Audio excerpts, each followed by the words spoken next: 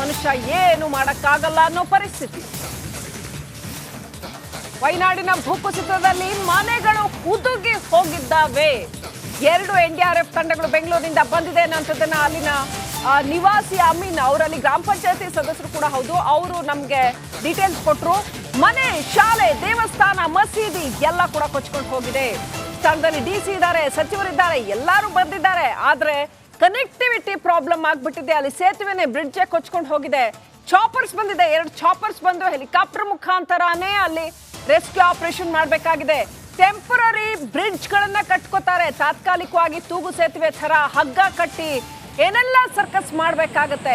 ಅಷ್ಟಾದ್ರೂ ಕೂಡ ಜನಗಳನ್ನ ಕಾಪಾಡ್ತಾರೆ ಅಂತ ಭರವಸೆ ಇಲ್ಲ. ಯಾಕಂತಂದ್ರೆ ನಡೆದಿರೋಂತ ದುರಂತ ಅಷ್ಟು ದೊಡ್ಡ ಪ್ರಮಾಣದ ದುರಂತ ನೋಡಿ. ಇಷ್ಟು ದೊಡ್ಡ ಪ್ರಮಾಣದಲ್ಲಿ ನೀರು ನುಗ್ಗಿದ್ರೆ, ಇಷ್ಟು ದೊಡ್ಡ ಪ್ರಮಾಣದಲ್ಲಿ ನದಿಯೋಪಾದಿಯಲ್ಲಿ ಪ್ರವಾಹದ ನೀರು ನುಗ್ಗಿದ್ರೆ ಯಾರು ಎಲ್ಲಿ ಜನಗಳನ್ನ ಕಾಪಾಡಕ್ ಸಾಧ್ಯ ಆಗುತ್ತೆ? ಅಷ್ಟು ದೊಡ್ಡ ದುರಂತ ವಯನಾಡಿನಲ್ಲಿ ಸಂಭವಿಸಿದೆ. ಆದ್ರೂ ಕೂಡ ಸೇನೆ ರಕ್ಷಣಾ ಕಾರ್ಯಾಚರಣೆಯನ್ನ ಮುಂದುವರಿಸಿದೆ. NDRF ತಂಡ ಅಂತೂ ಸಂಪೂರ್ಣ ಅವರ ಜೀವ ಪಣಕ್ಕಿಟ್ಟು ರಕ್ಷಣಾ ಕಾರ್ಯಾಚರಣೆಯನ್ನ ಮಾಡ್ತಾ ಇದ್ದಾರೆ.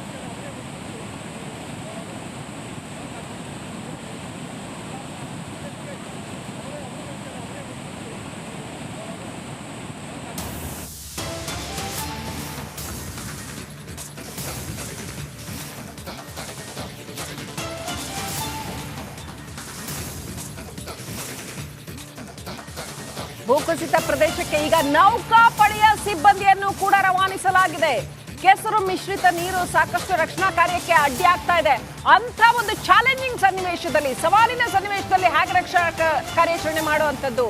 ನೌಕಾಪಡೆಯ ತುಕಡಿಗಳು, NDRF ತಂಡಗಳು ಎಲ್ಲರೂ ಕೂಡ ರೀಚ್ ಆಗ್ತಾ ಇದ್ದಾರೆ. ನಮ್ಮಲ್ಲಿ ಲಭ್ಯ ಇರುವಂತಹ ಎಲ್ಲ ಬಗೆಯ ತಂತ್ರಜ್ಞಾನ ರಕ್ಷಣಾ ಕಾರ್ಯಾಚರಣೆಗೆ ಬಳಕೆ ಮಾಡಿಕೊಳ್ಳಲಾಗ್ತಾ ಇದೆ.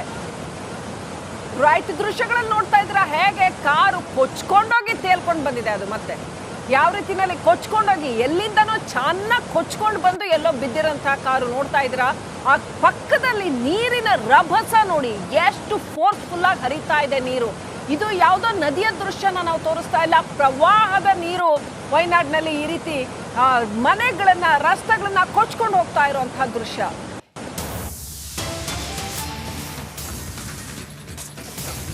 ಮೃತರ ಕುಟುಂಬಕ್ಕೆ ತಲಾ 2 ಲಕ್ಷ ರೂಪಾಯಿ ಪರಿಹಾರ ಘೋಷಣೆ ಮಾಡಿದೆ ಸರ್ಕಾರ. ಕೇಂದ್ರ ಸರ್ಕಾರ ಮೃತರ ಕುಟುಂಬಕ್ಕೆ 2 ಲಕ್ಷ ರೂಪಾಯಿ ಪರಿಹಾರ ಘೋಷಣೆ ಮಾಡಿದ್ದಾರೆ ಪ್ರಧಾನಿ ನರೇಂದ್ರ ಮೋದಿ. ಕೇರಳ ಸಿಎಂ ಪಿಣರಾಯಿ ವಿಜಯನ್ ಜೊತೆ ಮಾತುಕತೆ ಕೂಡ ನಡೆಸಿದ್ದಾರೆ. ಅದೇ ರೀತಿ ವಿಪಕ್ಷ ನಾಯಕ ರಾಹುಲ್ ಗಾಂಧಿ ಕೂಡ ಕೇರಳ ಸಿಎಂ ಜೊತೆ ಮಾತುಕತೆ ನಡೆಸಿದ್ದಾರೆ. ಎಲ್ಲ ದೃಶ್ಯಗಳನ್ನ ನೋಡ್ತಾ ಇದ್ದೀರಿ. ವಯನಾಡಿನ ಭೂಕುಸಿತದ ದುರಂತದ ಅನೇಕ ದೃಶ್ಯಗಳು, ಯಾವ್ಯಾವ ರೀತಿ ಆಸ್ಪತ್ರೆಗೆ ಸಚಿವರುಗಳು ಭೇಟಿ ಕೊಡ್ತಾ ಇರುವಂತದ್ದು, NDRF ತಂಡದ ರಕ್ಷಣಾ ಕಾರ್ಯಾಚರಣೆ ಯಾವ ರೀತಿ ನಡೀತಾ ಇದೆ. ರಾತ್ರಿ ಶುರು ಮಾಡಿದ್ರವರು, ಪಾಪ ಲೈಟ್ ಹಾಕೊಂಡು ಮಾಡಬೇಕು ರಕ್ಷಣಾ ಕಾರ್ಯಾಚರಣೆ. ಎಷ್ಟು ಕಷ್ಟ ನೋಡಿ. ಫಸ್ಟ್ ತಾವು ಅಲ್ಲಿ ಹೋಗಿ ಗ್ರೌಂಡೆಡ್ ಆಗಿ ನಿಲ್ಲಬೇಕು, ಆನಂತರ ಜನಗಳನ್ನ ರಕ್ಷಣೆ ಮಾಡಬೇಕು. ಅದ್ರ ಮಧ್ಯೆ ಸಿಕ್ಕಾಪಟ್ಟೆ ಮಳೆ, ಸಂತ್ರಸ್ತರನ್ನ ರಕ್ಷಣೆ ಮಾಡುವಂತ ಕಾರ್ಯಾಚರಣೆ ನಿರಂತರವಾಗಿ ನಡೀತಾ ಇದೆ. ಮಳೆ ಕೂಡ ನಿರಂತರವಾಗಿ ಬರ್ತಾ ಇದೆ. ಸಾಕಷ್ಟು ಸವಾಲಿನ ನಡುವೆಯೇ NDRF ಸಿಬ್ಬಂದಿ ಕೆಲಸ ಮಾಡ್ತಾ ಇದ್ದಾರೆ.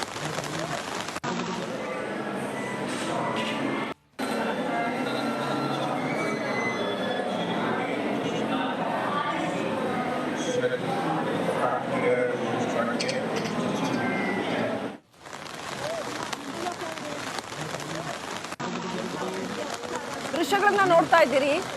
ರಾತ್ರಿ ಸಂಭವಿಸಿರ್ತಕ್ಕಂಥ ಆ ಒಂದು ಭೀಕರ ದುರಂತ ಎಷ್ಟು ಪ್ರಮಾಣದ ಅನಾಹುತವನ್ನ ಉಂಟು ಮಾಡಿದೆ ಅನ್ನೋಂಥದ್ದನ್ನ ಕೇರಳ ಸರ್ಕಾರದ ಎಲ್ಲ ಸಚಿವರುಗಳು, ಅಧಿಕಾರಿಗಳು ಎಲ್ಲರೂ ಕೂಡ ಅಲ್ಲಿ ಬಂದು ಬೀಳ್ಬಿಟ್ಟಿದ್ದಾರೆ. ಸಮರೋಪಾದಿಯಲ್ಲಿ ಕೆಲಸ ನಡೀತಾ ಇದೆ.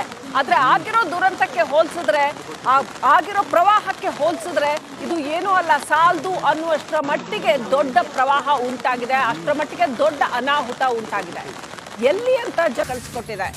ಕಳೆದ 1.5 ವರ್ಷದ ಹಿಂದೆ ಕೂಡ ಇದೇ ಚೂರೇಲ್ಮಲ ಪ್ರದೇಶದಲ್ಲಿ ಸಾಕಷ್ಟು ಪ್ರವಾಹ ಉಂಟಾಗಿತ್ತು. ಈಗ ಮತ್ತೆ ಅದೇ ಏರಿಯಾದಲ್ಲಿ ದುರ್ಘಟನೆ ಸಂಭವಿಸಿದೆ. ಜನ ಎಲ್ಲೋಗ್ಬೇಕು? ಈ ರೀತಿ ಮೇಲಿಂದ ಮೇಲೆ ಪ್ರಕೃತಿ ಮುರ್ಕೊಂಡು ಬಿದ್ದರೆ ಬದುಕು ಏನಾಗಬೇಕು ಜನಗಳದ್ದು? ಭೀಕರ ಪ್ರವಾಹಕ್ಕೆ ಚೂರೇಲ್ಮಲ ಬೆಚ್ಚಿ ಬಿದ್ದಿದೆ. ಸ್ಪೆಷಲ್ ರೆಸ್ಕ್ಯೂ ಟೀಮ್ ಅನ್ನ ತಮಿಳುನಾಡು ಅಲ್ಲಿಗೆ ಕಳಿಸ್ಕೊಟ್ಟಿದೆ. 1.5 ವರ್ಷದ ಹಿಂದೆ ಕೂಡ ಪ್ರವಾಹ ಉಂಟಾಗಿತ್ತು. ಆದ್ರೆ ಬೆಳಗ್ಗೆ ರಿಪಬ್ಲಿಕ್ ಕನ್ನಡಕ್ಕೆ ನಮ್ಗೆ ಮಾತನಾಡಿದಂತ ಸ್ಥಳೀಯ ನಿವಾಸಿ ಹೇಳ್ತಾ ಇದ್ರು, ಕಳೆದ ಸಾರಿ 2018ರಲ್ಲಿ ಆಗಿದ್ದಕ್ಕಿಂತಾನು ಕಳೆದ ವರ್ಷ ಆಗಿದ್ದಕ್ಕಿಂತಾನು 100 ಪಟ್ಟು ಹೆಚ್ಚು ದುರ್ಘಟನೆ ಸಂಭವಿಸಿದೆ, ದುರಂತ ಸಂಭವಿಸಿದೆ ಅಂತ ಆ ದೃಶ್ಯಗಳಲ್ಲಿ ನೋಡ್ತಾ ಇದ್ದೀರಿ ನೀವು. ಆ ದೃಶ್ಯಗಳನ್ನ ನೋಡಿದ್ರೆ ನಿಮ್ಗೆ ಗೊತ್ತಾಗುತ್ತೆ ಎಷ್ಟರ ಮಟ್ಟಿಗಿನ ದುರಂತ ಸಂಭವಿಸಿರ್ಬೋದು ಅನ್ನೋಂಥದ್ದು. ಇಡೀ ವಯನಾಡು ತತ್ತರಗೊಂಡಿದೆ. ನೂರಾರು ಮನೆಗಳು ಜಲಾವೃತ ಆಗಿಬಿಟ್ಟಿದೆ ಅಂತಂದ್ರೆ ಇನ್ನು ಮೃತರ ಸಂಖ್ಯೆ ಎಷ್ಟಿರಬಹುದು ಅಂತ. ರಾತ್ರಿ ಸಂಭವಿಸಿರ್ತಕ್ಕಂಥದ್ದು ರಾತ್ರಿ 1:30 ಸುಮಾರಿಗೆ ಕೊಚ್ಕೊಂಡು ಹೋಗಿದೆ ವಯನಾಡು. ಚಳಿಯಾರ್ ನದಿಯಲ್ಲಿ ಮೃತ ದೇಹಗಳು ತೇಲಿ ಬರ್ತಾನೆ ಇದ್ದಾವೆ. ವಯನಾಡು ಪ್ರದೇಶದಿಂದ ಚಳಿಯಾರ್ ನದಿಯ ಮುಖಾಂತರ ಮೃತ ದೇಹಗಳು 200ಕ್ಕೂ ಹೆಚ್ಚು ಮಂದಿ ಸಿಲುಕಿ ಪರದಾಡ್ತಾ ಇರುವಂತಹ ಶಂಕೆ ವ್ಯಕ್ತ ಆಗಿದೆ. ಗುಡ್ಡಗಳಲ್ಲಿ 150 ಮಂದಿ ಸಿಕ್ಕಾಕೊಂಡಿದ್ದಾರೆ ಅಂತ ಹೇಳಲಾಗಿದೆ. ರೆಸಾರ್ಟ್ಗಳಲ್ಲಿ 100ಕ್ಕೂ ಹೆಚ್ಚು ಮಂದಿ ಸಿಕ್ಕಾಕೊಂಡಿದ್ದಾರೆ ಅಂತ ಹೇಳಲಾಗಿದೆ. ಮೊದಲಿಗೆ ನಮ್ಗೆ ಏನ್ ಅಪ್ಡೇಟ್ ಬಂತೋ ಅದಕ್ಕಿಂತ ಬಹಳ ದೊಡ್ಡ ಮ್ಯಾಗ್ನಿಟ್ಯೂಡ್ ನ ಒಂದು ದುರಂತ ಇದು ಅನ್ನೋದು ಗೊತ್ತಾಗುತ್ತೆ. ವಯನಾಡು ಪ್ರದೇಶದಿಂದ ಚಳಿಯಾರ್ ನದಿಯಲ್ಲಿ ಸಣ್ಣ ಸಣ್ಣ ಮಕ್ಕಳ ಮೃತದೇಹಗಳು ಸೇರಿದಂತೆ ಮೃತದೇಹಗಳು ತೇಲಿ ಬರ್ತಾ ಇದ್ದಾವೆ. ಎಂಥ ದುರಂತ ಇದು! ಆ ನದಿಯ ಫೋರ್ಸ್ ನ ನೋಡ್ತಾ ಇದ್ದೀರಾ ನೀವು, ಎಷ್ಟು ಪ್ರಬಲವಾದಂತ ಒಂದು ಪ್ರವಾಹ ಇದು ಅನ್ನೋದು. ಆ ಫೋರ್ಸ್ ನ ನೋಡಿದ್ರೆ ಗೊತ್ತಾಗುತ್ತೆ. ದೊಡ್ಡ ದೊಡ್ಡ ಕಾರ್ ಎಲ್ಲಿಂದನೋ ಕೊಚ್ಕೊಂಡು ತಂದು ಬಿಸಾಕಿದೆ. ಸಾವಿನ ಸಂಖ್ಯೆ ಕ್ಷಣ ಕ್ಷಣಕ್ಕೂ ಕೂಡ ಏರಿಕೆ ಆಗ್ತಾನೆ ಇದೆ.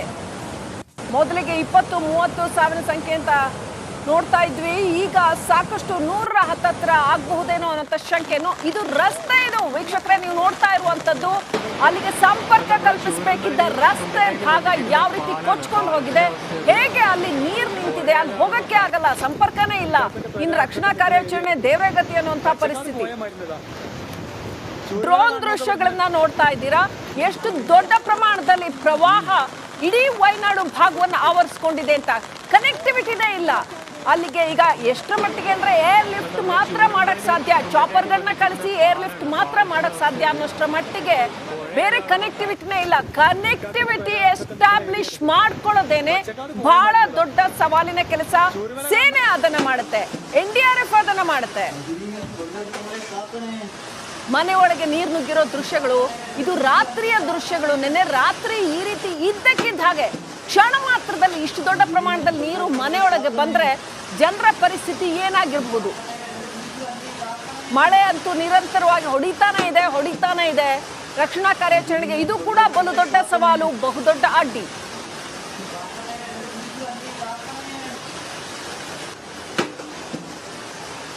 ಕ್ಷಣ ಕ್ಷಣಕ್ಕೂ ಕೂಡ ಮೃತರ ಸಂಖ್ಯೆ ಏರಿಕೆ ಆಗ್ತಾನೆ ಇದೆ. ಅಂದ್ರೆ ನಿನ್ನೆ ರಾತ್ರಿ ಸಂಭವಿಸಿರ್ತಕ್ಕಂಥ ಗುಡ್ಡ ಕುಸಿತ, ಆನಂತರ ಸಂಭವಿಸಿರೋ ಪ್ರವಾಹ ಅದು ಎಷ್ಟು ದೊಡ್ಡ ದುರಂತವನ್ನ ಉಂಟು ಮಾಡಿದೆ ಅನ್ನೋದು ಇನ್ನೂ ಕೂಡ ಅಂದಾಜು